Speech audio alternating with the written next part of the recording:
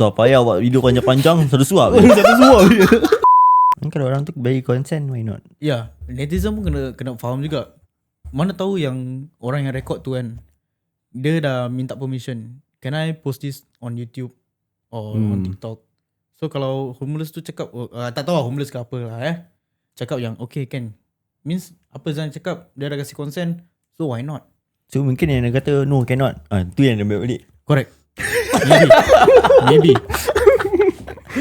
Could be possibly though. Maybe. Actually could possible. Because Tapi Bukan aku sorry.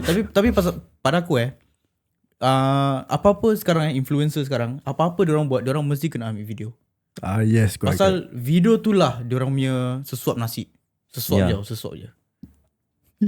Suap nasi. So payah buat video panjang-panjang. Satu suap je. Satu suap je. Penat-penat aku edit semua satu suap. Actually diorang semua is depending on their videos. Ya. So diorang tak ada kerja lain maybe.